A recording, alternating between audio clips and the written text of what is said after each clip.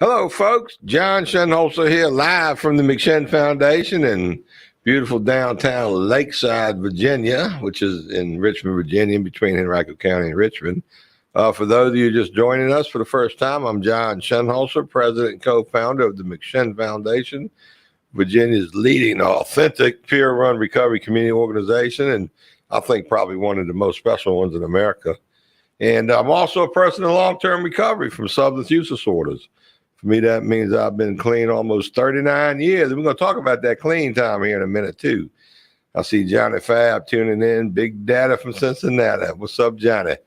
But I want to let my guest introduce himself here before we jump into this. Michael Newman, somebody I've known for quite a while. I'm going to let him introduce himself and just give us the quick, 2-minute dissertation on how you know us and McShin and just a quick background and history. Take it away, Michael. Sure. Hey, I'm Michael Newman. I've known John for a great many years. Been involved with the McShin Foundation. I met John before the McShin Foundation came about. I think the first time I met John, he had me in one of his recovery residences and working for one of his paint contracting businesses. And that was a long time ago. That was a long time ago.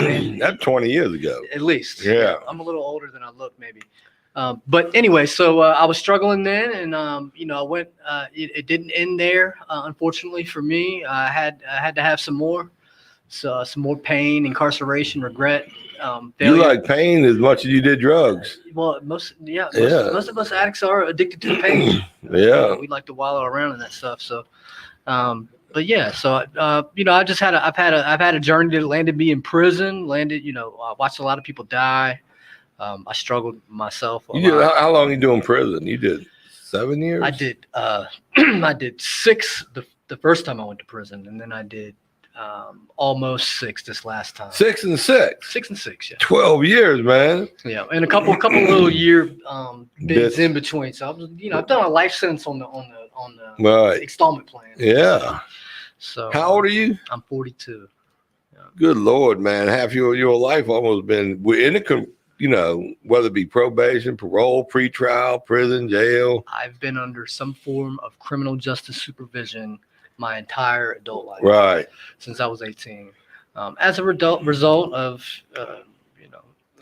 my decisions. And of course. Well, anyways, I see Cody on it. What's up, Cody? Brian. Always glad to see Brian on there. So we got some good recovery people watching today. So. Okay. But I just want to give a little synopsis of what we're going to talk about here. A lot of you guys may or may not know. Years ago, I'm going to say back in the 40s and the 50s, maybe into the 60s, a lot of folks were finding recovery, from alcoholism in Alcoholics Anonymous.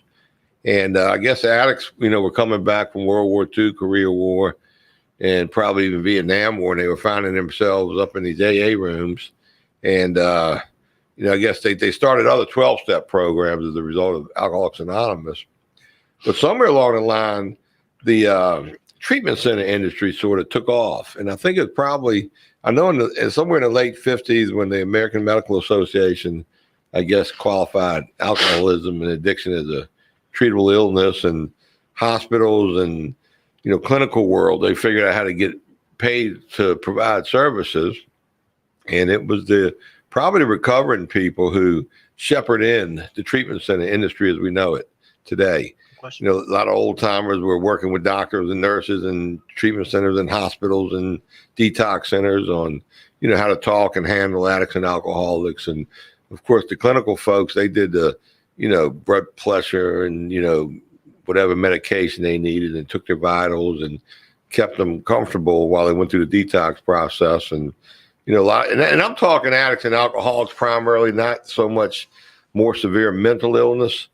I think as a result of some activities here in the last 20 years of meshing the two together, even though it's probably done with best of intentions, I don't think it really helped the addicts and alcoholics near as much as it might have helped the mentally ill, more severe mentally ill population. But here we are. The treatment center industry was built up. And for many years, it seemed like, the yardstick, how do you measure recovery? It was, we use language like clean and sober. You're off drugs and alcohol. That's recovery. And everything else was trying to get to recovery. Well, and then along the way, they start talking a lot about harm reduction, and that become a word, a phrase, and moderation. But I think the old school thinking was always that, a lot of people display symptoms of being an addict or an alcoholic, but what they really are is just a troubled substance use disorder abuser. Like they go through a phase. Like my brother, I got several brothers. 3 of us are in 12-step programs, and but one of us used just like we did. But when he got out of college and started making money, he put all that behind him. So I would call him just an abuser that outgrew it and put it down. Are you following me so far, Absolutely. Michael? You tracking? I'm tracking you 100%. And also back up in, I guess, up in the 70s and 80s and maybe even early 90s, there was a heyday period with treatment centers. Everybody seemed to have one. Like all these hospitals had treatment centers in them, detoxes and treatment centers. I say all of them. Most every hospital in Richmond had an inpatient treatment center, which meant anybody, anytime could go to a hospital and get treatment right then and there. If you didn't even have no money, a lot of times they give it to you. And they didn't shame you, blame you, make you feel like crap. They were making money. So you were a customer, and they treated you like a customer. The customer's king. And but I think with the crack epidemic and the demonization and felonization of addiction, and they no longer paid for treatment in hospitals, all those hospital treatment centers, most of them went away. And we got to, addiction all of a sudden become a criminal justice public safety problem. And the stigma got big. Well, around 2000, a lot of us started rallying, asking for not only to reduce the stigma, but provide more resources for addicts and alcoholics. That's what we called it back then. And so in the last 20 years, I think the tip of the spear for our current movement or space, whatever you want to call it, once again, it was the recovery community, the clean and sober people that led the charge, so to speak, as far as the community advocacy goes.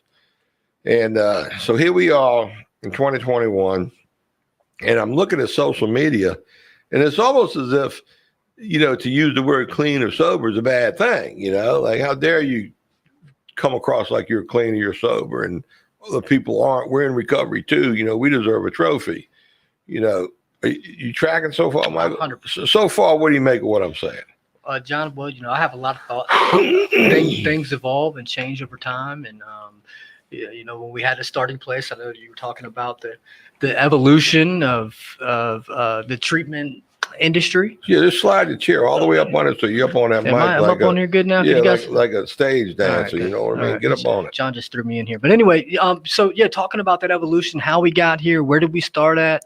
In respect to the treatment industry, what you were talking about with the 12-step people, well, you've been at this for 20 years yourself. Yep, absolutely. Maybe longer. Yep. Like when you first go into rehab as a kid, they call it rehab, treatment, clean, sober. Yeah, they told me they told me to start self-identifying as an addict when I was 14. I never tried a hard drug, and I got busted in school for weed. They sent me to a treatment center, IOP.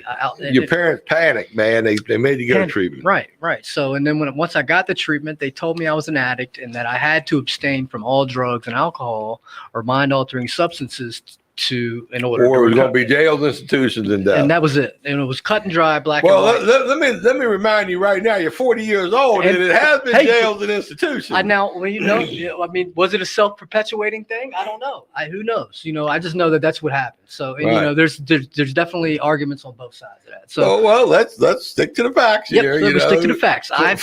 You were 14, yep. And now you're 40. Yep. That's 26 years. Yep. You've been going to jail and prison, so they were right about that. I wonder how they knew. But anyway, I hear the arguments on both sides. I try to look at everything objectively, and think about. Well, here's another thing too. You see, you haven't been fighting for 20 straight years, trying to, reduce stigma, improve policies, get addiction out of the criminal justice field into the healthcare field. Yeah. I mean, you haven't been going day and night for 20 straight years trying to get, intelligent policies and decent funding streams to where it's going to do the most good. Yep. Well, in this process, I feel like it's been hijacked, Ashley Mullen, tell them, John. I like that, Ashley. I'm telling them, daggone it. but I feel like what's bothering me more than anything is you got a bunch of people running around the country. Every day you read a new report out. How they, you get off one. Now, let me preface this by saying there's not a mother in America probably that buried their son or daughter from an overdose and wouldn't rather their kid be smoking weed. Okay, and I'm all in on that. And there's also, if somebody's going to go out there and do fentanyl and risk death, I'm all about see a Suboxone doctor. You know what I mean? You know what you got. It's factory made. Everybody's happy. And I don't even mind calling that some sort of recovery. But to classify, I just think there's got to be a space for the people who want to call themselves clean and those that want to call themselves sober, the ones been in this fight for decades, the ones that help make it possible to have the reduced stigma and the funding stream we got now, to have the recipients of that turn around and sort of act like, something's wrong with us for using the language we've always used. Right. And I know language is important and it matters, right. But I think we're getting too far out on that. I understand where you're coming from too, especially from the political standpoint, right? Because we have to lobby and we have to advocate for these policies, and we have to show proof that these policies are effective and people aren't being harmed, because that's the thing. At least do no harm. That's the oath that we take and that medical professionals take. So I think, in relation to the cannabis, we're talking about the marijuana thing. I think it's different. Most people smoke weed aren't going to abuse it. They're going to be regular consumers. I mean, this is the thing. Just like alcohol. Most people drink ain't going to abuse it. I feel, and this is my personal opinion, that maybe we should have classified cannabis in the same area as coffee or cigarettes. I mean, these are mind-altering drugs that are allowed. Well, I don't think we were in charge back in the 60s when they did that. Right. So that's what I'm saying. Or 1937 when they did that. From an outside perspective, from someone who may not have struggled with addiction, they may say, well, these folks who are advocating for complete abstinence from all mind-altering substances still have these other substances that they deem acceptable, but not this one. Like I remember back in '82 when I got clean, we go to a meeting, everybody smoking cigarettes and drinking coffee, and they were acceptable drugs of choice, I guess. Yeah, so that's one argument that you hear a lot from the people that. But they really weren't necessarily get high drugs as much as didn't want to have a detax pain. Yeah, right. Yeah. Cigarette ain't addicted until you try to stop. You know what I mean? Exactly. Or until it's until you've got emphysema and you're coughing up a lung and you still can't quit. Right. And your doctor's telling you you're going to die if you don't quit, but yet you're still smoking. That's addiction. That's that hook, that neural hook in your brain that leads you to do stuff that's not in your best interest. Yeah, you definitely well aware of that. You spent a lot of time thinking about that hook, didn't you? I mean, I read a little bit when I was in prison. Now, do you consider yourself in recovery? Absolutely. Absolutely. What are you recovering from? I'm recovering from my self-destructive thinking patterns. Yeah, you had some bad thinking for decades. I rode with you on some of them.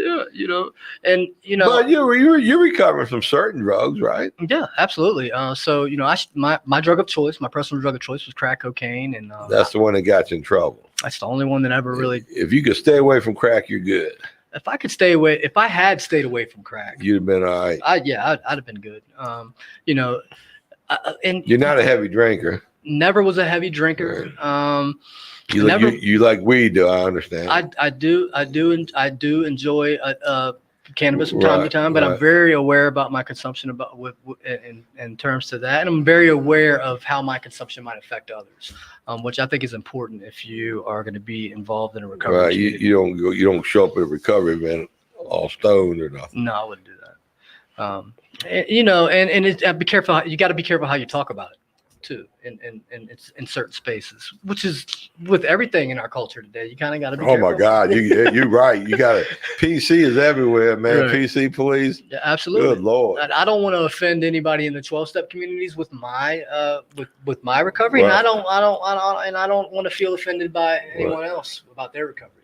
I think recovery is a personal thing. It's a personal decision. So you have emerged and evolved in 2020, 2021. Mhm. You just were recently released a year ago, or how long? Yeah, I was released from federal prison on March 3rd. So it's been a year almost. Oh, Yep. a little over a year. Yep, a little And over. a you year. haven't really reoffended, done anything wrong. No, I did have. I haven't been charged with any new crimes.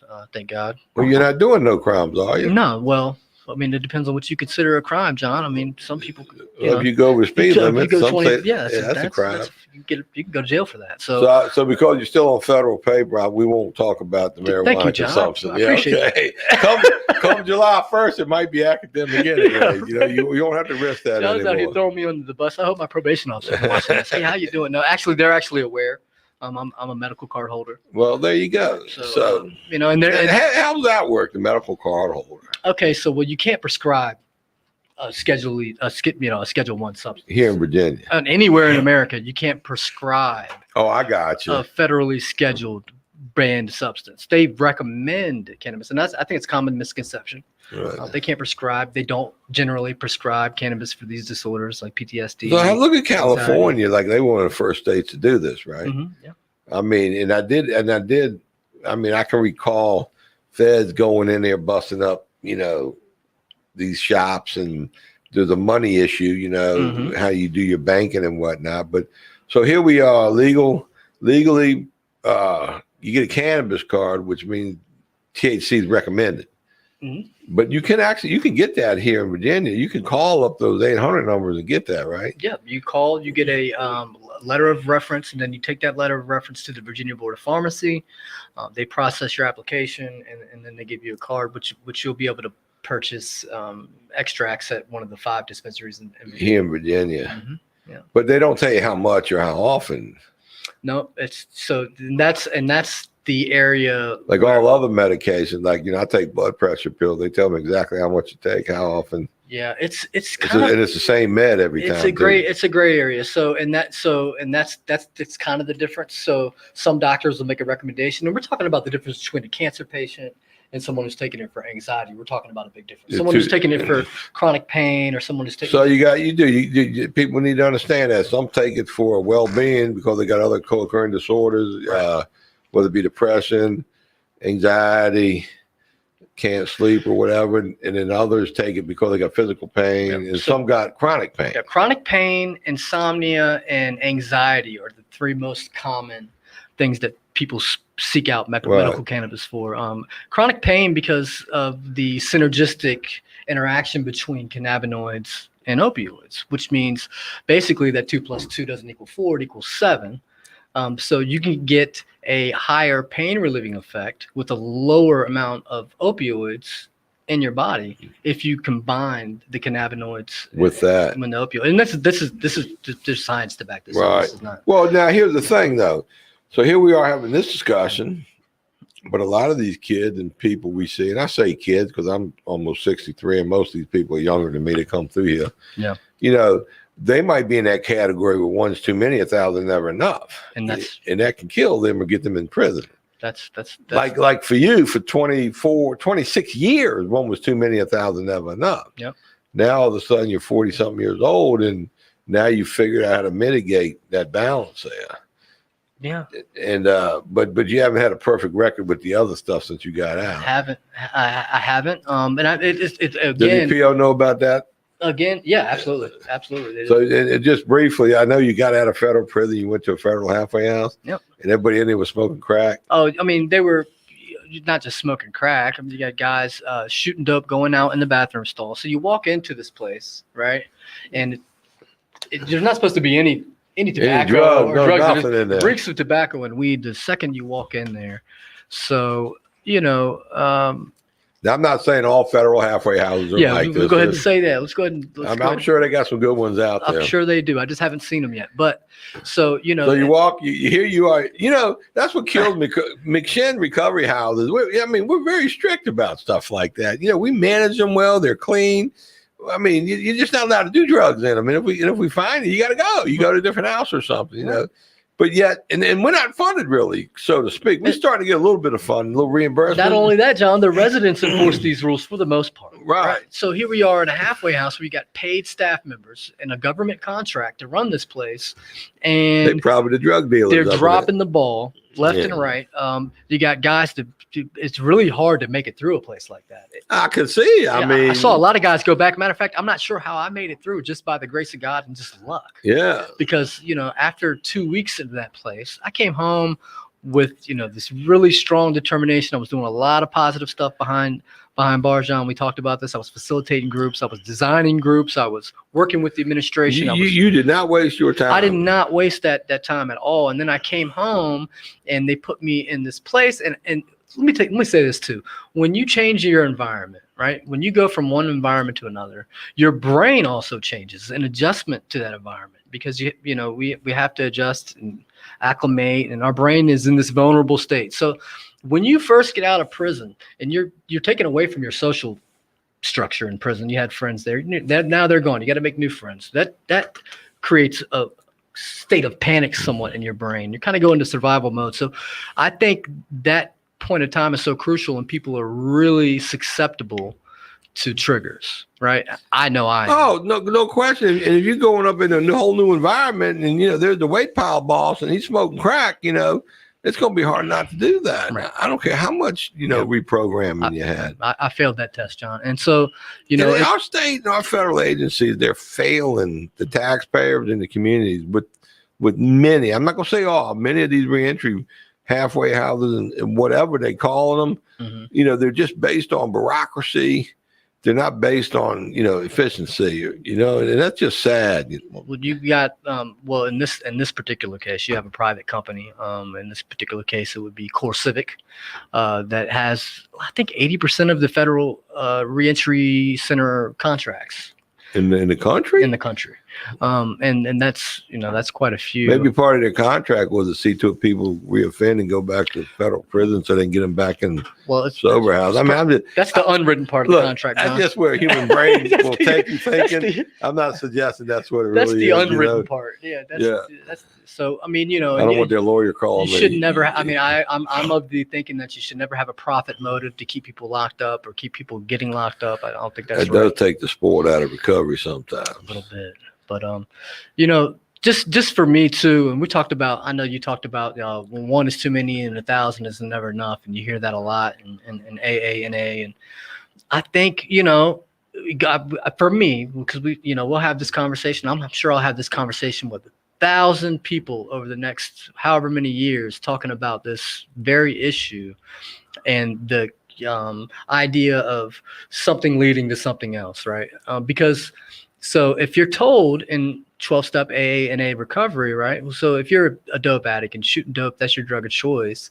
But, you decide to... You never had a problem with taking a bong hit, drinking a beer. Well, then when it starts to get gray, beer, then it's like this, it's a slippery slope, right? Mm-hmm. And I think the part that people get confused at, and the whole gateway concept, right? So if you step away from your recovery community, your 12-step community, your sponsorship network, all of these things, right? You're in a danger zone. And if using cannabis, if you step away, takes you into that place. You messed me up over there, John. What are you doing? Well, no, you just keep talking, man. You're good. So if you step away from that safety net, I feel like that is definitely a gateway to a serious relapse, right? So we've always called marijuana, alcohol, these gateway drugs. I definitely believe alcohol is a gateway drug. Marijuana is a gateway drug because of the social construct of prohibition. In my opinion, this is my opinions. Well, that's fact. Yeah, it's opinions and facts. That's there are a lot of facts out there on why we got where we're at. But anyways, I really wanted to just draw back into the center of the conversation here. My boogaboo today is that all across America, 12-step folks have really helped make this space available to so many other pathways. And it's like those pathways are turning against them by trying to shame them for being abstinent or being clean or being sober. Yeah. And there's nothing wrong with that philosophy. It works. It's proven to work. And there's a recent study out done by Dr. Kelly. He actually made it clear that 12-step outcomes and pathway is probably superior than any other pathway out there that we know of that's been studied and you got outcomes. So to have these other people promoting gold standards, that's false. That's just not correct. Right. They might have had a scientist who they paid to do a study, so they got to pay for the study they wanted the outcome to be and look like, and then they pay, you know, all these trade associations to market them and pimp them out basically, and you know, nobody pays 12-steppers to do outcome studies on how effective 12 steps. There's no money in clean and sober. You know, all the money's in medication and in other areas of special interest. Mm-hmm. And there lies the problem. But with that comes, you know, it's like they want to cancel the recovery culture. Right. The clean and sober culture gets canceled. Mm-hmm. And to this day, that's still where people want to end up. That's where family members want their loved ones. Right. You know, if I like your mom and your daddy, I would bet money for the last 24 years, they'd have rather seen you clean and sober than dibbling and dabbling going in and out of jail and prison. No question. So, and I think we need to stay on point with that as we progress through all these other pathways coming online and all these other special interest groups. Yeah. And that's just, I'm just not going to tolerate it. You know, maybe my next few years is going to be focused on telling the truth about all these pathways, and don't let pathways hijack language that's been around for decades. Yeah. And then call it their language and act like anybody else use it. You know, we got to copyright it. Yeah, you know, I agree with you. I don't think anyone should be coming out against, you know, someone who wants to be abstinent and say, hey, you know, you're causing someone else harm by saying abstinence is your way. I just think that people confuse that when 12-steppers say abstinence is our pathway to recovery, and saying, you know, they're not saying abstinence should be everyone's pathway. But not only that, you look at the history of AA, those guys fought, man, back during a culture, during a time zone. It wasn't cool to call yourself an alcoholic or be an alcoholic. Yeah. I mean, stigma was bad back in the 30s when they developed. And there was nothing. There was nothing before an AA. People died for that. And then they got that big book written in the tradition. And people were proud of putting that work together and being here for other folks. They're proud of that word sober. You know, they know what it means to them. And then you look at the evolution of Narcotics Anonymous. Those guys, they're proud to have that basic text and talk about being clean and being an addict. To them, an addict is a badge of honor. Yeah. And then they have somebody else say, you know, hey, that's a bad word, don't use it. That ain't gonna fly. Yeah. I think we get to a problem when we have people attacking other people for their beliefs, right? So I think they're doing it in part to get funding, to pimp out special interests and get those dollars, you know. Yeah, no question. We don't want to spend money on something that you're good.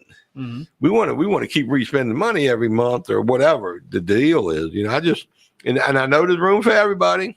Well, you know that Big Pharma has something to do with it. The National Institute on Drug Abuse and all these studies about harm reduction.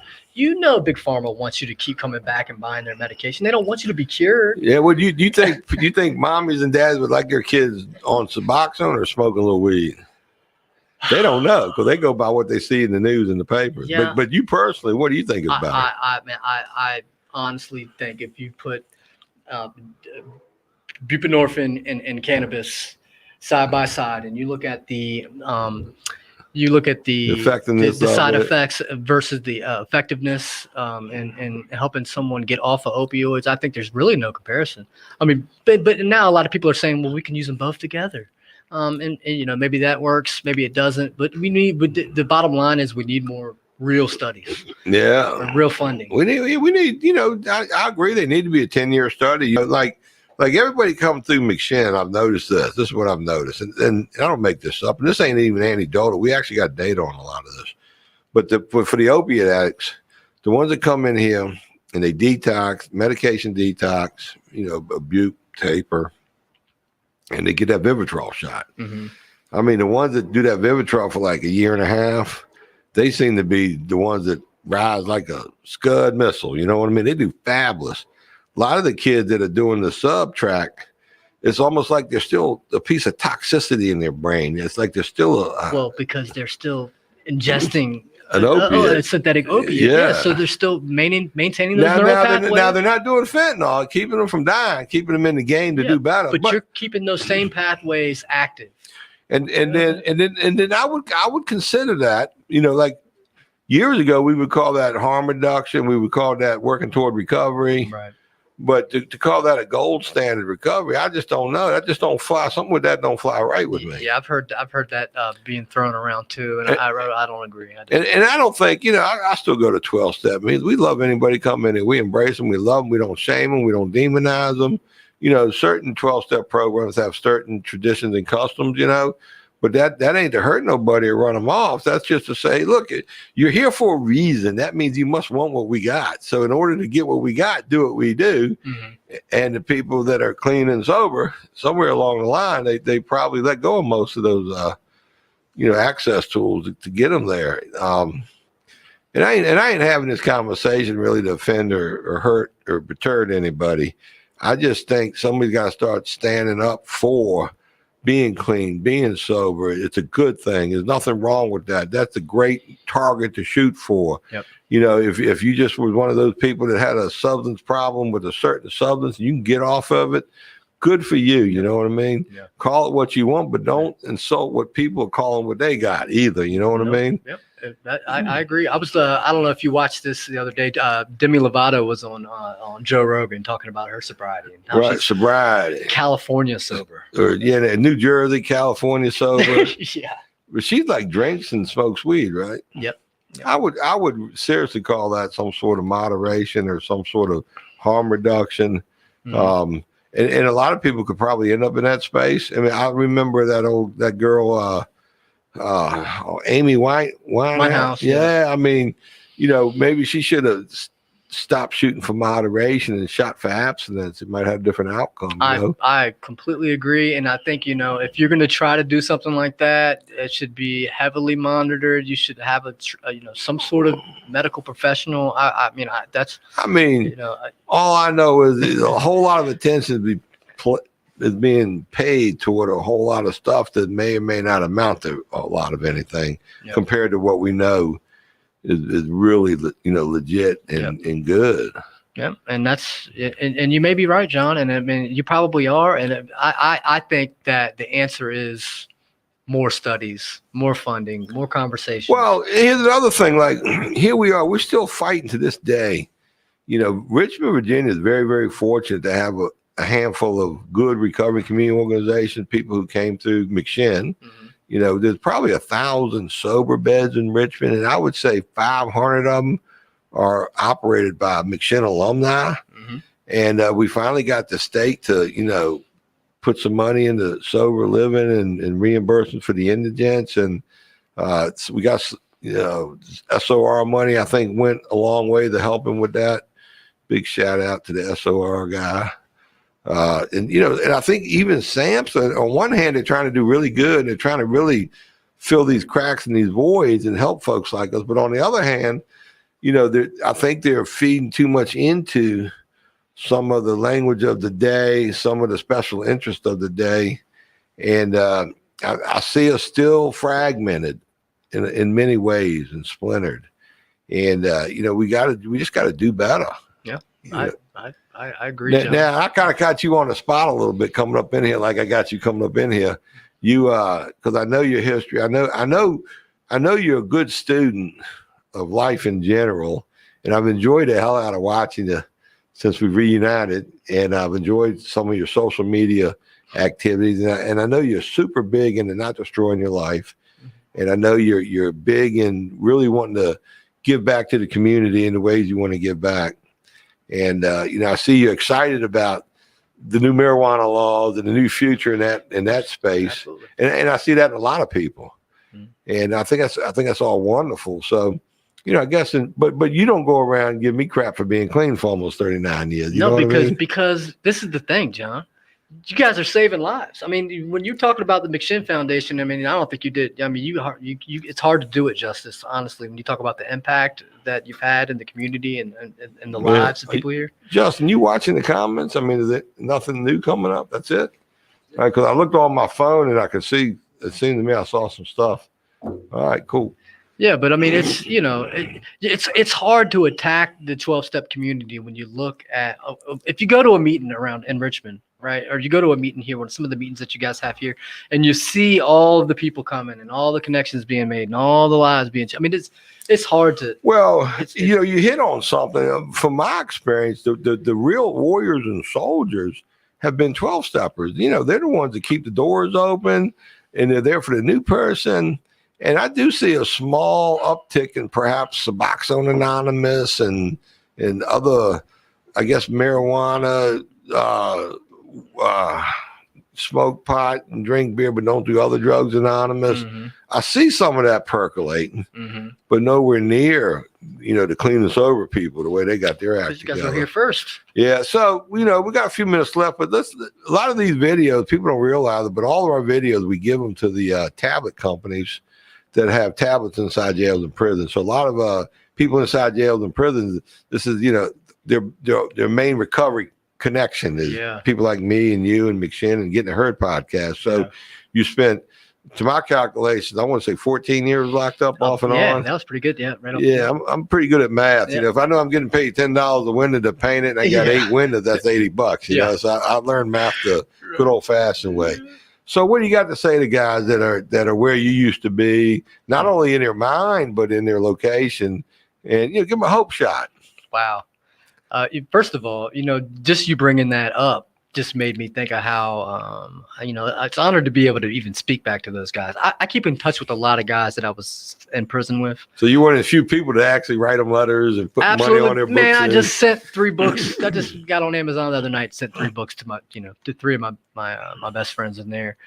And I try to do stuff like that whenever I can. But anyway, I like that. My best friends are in federal prison, man. They are. Yeah, they are. I mean, I think every day about the people that I left behind in there because a lot of them will never get out.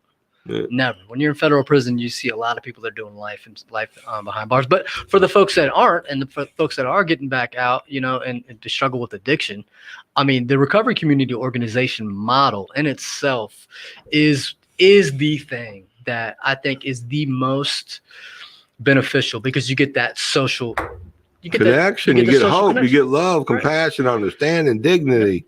I look at addiction. All the thing a human spirit craves. I look at addiction as a loss of connection, right? You lost connection with yourself. Your compass, moral compass, values, family, loved ones, money, humans, society. With your body, with your values. We've lost connection with all these things. And, when you get into a community of recovering addicts, that's what you get back. So I think that's big. So if you're in a jail or a prison and you're thinking about coming out and you want to, you want to live clean and sober, or you want to improve your life, whatever. However your recovery journey, you want your healing journey to start somewhere. I mean, I think a recovery community organization is a great place to start getting out. Hey, John Shinholser, my pleasure. That's what I like to do, man. Is give back. The more I give, the more I get, and I think Michael realizes that too. Absolutely. So back to the men and women incarcerated. Yeah. Most of them will get out one day. 95%. What do you suggest to them when they get out? If you struggle with addiction, take care of it first. Don't play games with it because, like you said, the next time you go out could be the last time you go out. Go door to door if you can. Like go straight from a prison door or jail door to some kind of recovery door.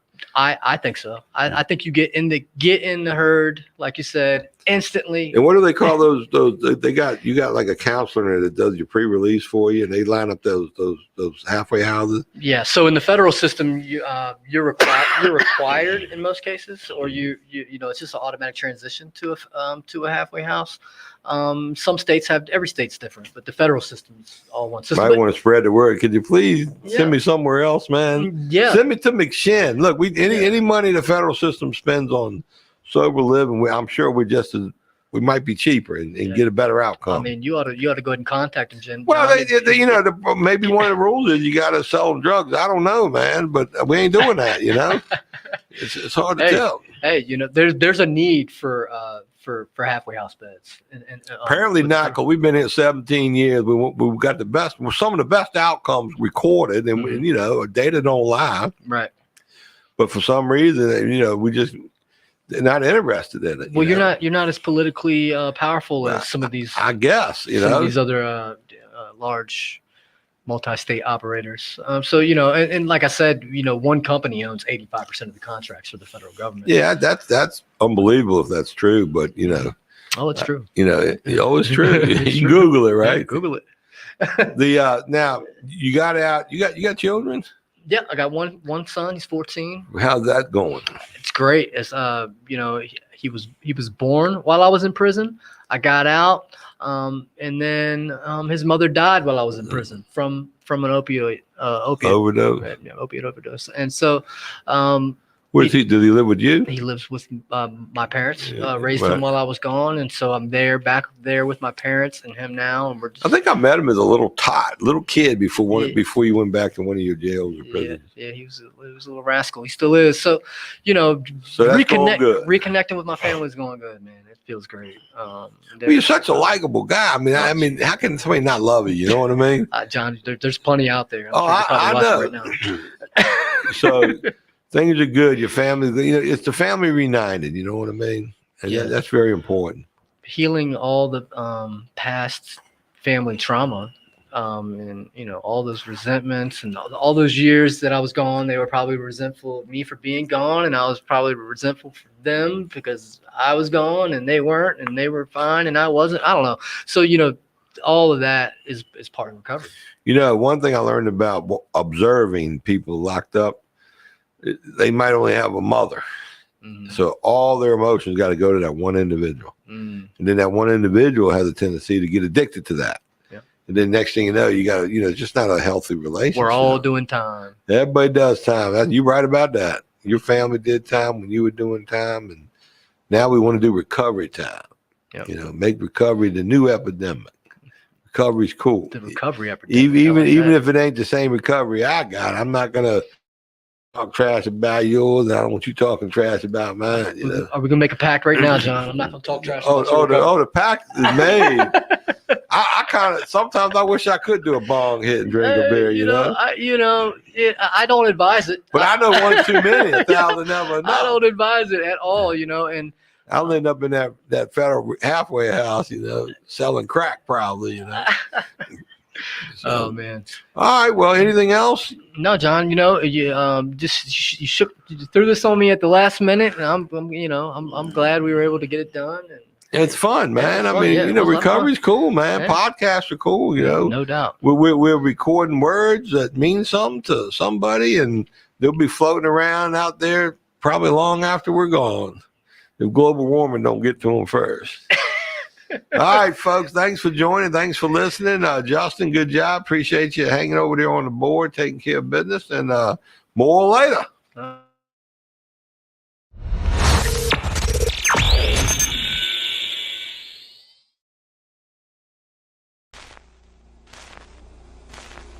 My name is Shannon Lance. I'm currently here in recovery at McShin Foundation. I got out of jail on January 10th, 2021. And while I was incarcerated there, my mother passed away due to COVID complications on December 14th. It was a really challenging event in my life. While I was incarcerated there, I watched the recovery videos and the podcast on the tablets there, that was made by the McShin Foundation. Getting the Heard podcast really made me feel like I was a part of something on the outside because, there's people that are commenting and just seeing, people that I was incarcerated with on the videos and just thinking, man, that's going to be me, before too long. And, I'm going to be sitting there in them rooms and, be able to be a part of the podcast and getting the Heard series. And, now I'm a part of the Heard here at McShin, and it's an amazing feeling, and it's nice having a fulfilled sense of hope in my life currently. And just to live one day at a time and just to have positive feelings in my life and good relationships with, my family and friends is an amazing event.